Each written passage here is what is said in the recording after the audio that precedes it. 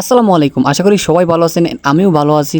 আজকে আপনাদেরকে স্পেশালি একটা দাওয়াত দিতে চলে আসলাম, কারণ আমাদের ঘরে সব কাজগন্ডি কমপ্লিট হয়ে গেছে। এখন আমরা চাচ্ছি আমাদের ঘরে একটা মিলাদ পড়ায়, তারপর আমাদের ঘরে আর কি আমরা সবাই থাকা শুরু করে দেবো। আগামী মঙ্গলবার আমাদের বাসার মধ্যে একটা মিলাদ হবে আর কি। যারা আমার ভিডিও সবসময় দেখে তাদেরকে সবাইকে দাওয়াত দিলাম।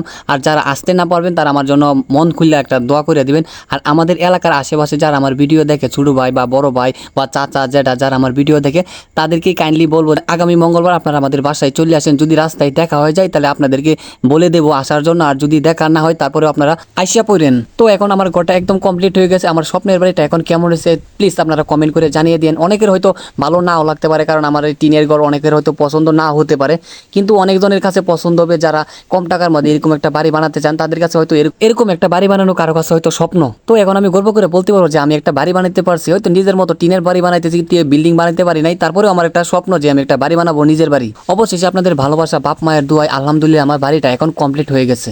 তো আমি আমার ঘরের মধ্যে খাট নিয়ে আসা বলছি, আর এই যে দেখেন আমার খাটের মধ্যে খালি জোড়া আর জোড়া, প্রত্যেকটা জায়গার মধ্যে জোড়া। এই যে দেখেন একেবারে জানেন কি হয়েছে, আমি খাট যখন আমাদের ঘর থেকে আনছি তখন মনে করেন যে একদম ভাঙ্গা গেছে। আর ভাঙ্গা যাইলে তারপর এখানে এনে লাগাইছি, একদম ফিক্সড করে লাগাইছি। মানে এটা যদি আরেকবার ভাঙ্গি তাহলে একদম ভাঙ্গা ঘোরা ঘোরা করে তারপরে তুলতে হইব।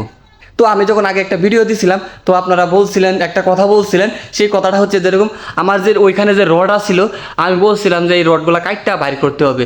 পরে আপনারা অনেকেই কমেন্ট করছেন যে ভাই আপনি একটা টিন যদি চুড়াই হেরা রডগুলো বাই করেন তাহলে আমরা রড কাটা লাগবো না। তারপর আমি কি করলাম, ওইখান থেকে একটা এই যে একটা টিন চুড়াইলাম, চুড়াই হেরা তারপরে মেস্তুরে দিয়ে চুড়াইছি, চুড়াই হেরা এই যে দেখেন রডগুলো বাই করছি। এই যে দেখেন রডগুলো বাই করে এদিকে রাখা দিছি। এই দেন রড এদিকে বাই করে রাখা দিছি। তো আপনাদের পরামর্শটা আমার কাছে ভালো লাগছে, তাই জন্য আপনাদেরকে অসংখ্য ধন্যবাদ। যারা আমাকে এই পরামর্শটা দিয়েছে তাদেরকে অসংখ্য ধন্যবাদ। তারপর সবগুলো রড ঘর থেকে বের করলাম, এইগুলা আবার বাজারে নিয়ে আগামীকাল বিক্রি করে দেবো। আজকে তো শুক্রবার, আর শুক্রবারে তো মনে করেন যে দোকান খোলা থাকে না, তাই জন্য আজকে ভারী করে চুরি হওয়া কলটা আবার নতুন করে আমি লাগাইছি। চুরি তো চুরি করছে না, আমার মাঝখান থেকে আমার জরিমানা লাগাইছে। আগামী মঙ্গলবারে তো মিলাদ, তাই জন্য কলটা বসাইছে। আর ঘরের ভিতরে অনেক কাজ করতে আছে, ঘরের সিমিট দিয়ে উপর দিয়ে লেপতাছে, কারণ মঙ্গলবারে তো মিলাদ, ওই মানুষ আইসা বলবো, ওই জন্য আর কি পরিবেশটা একটু সুন্দর করে রাখতেছি। ঘরের পাশে ছোট্ট করে একটা রুম করলাম, আর এইখানে হচ্ছে পুরোনো যে জিনিসগুলো ওইগুলা রাখবো, আর খড়ি খাড়া যে থাকে ওইগুলা ওইখানে রাখবো আর কি।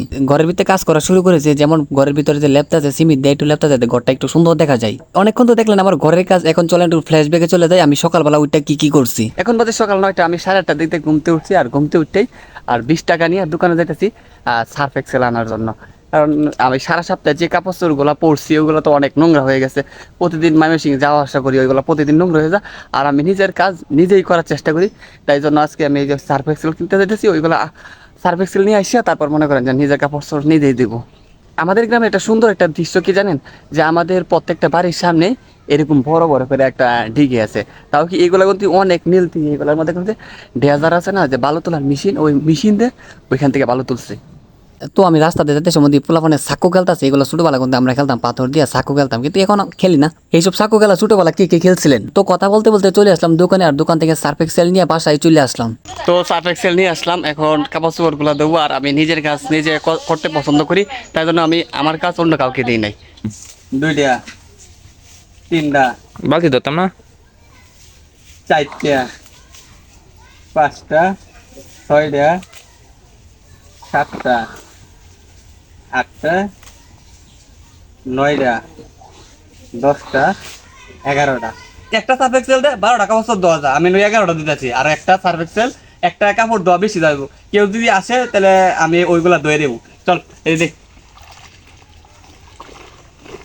কাপড় চোরগুলা লুলাই আসলাম মানে ফুটপাটের মধ্যে, আর এদিকে আসলাম গরুগুলা দেখবার লাগিয়া। আর এদিকে গরু পুরাটাই সারি টারি উল্টায় ফেলাই দিছে, মানে খাবার দেওয়া হয়েছিল তো, খাবার না দিলে আবার গরু রাগ করে।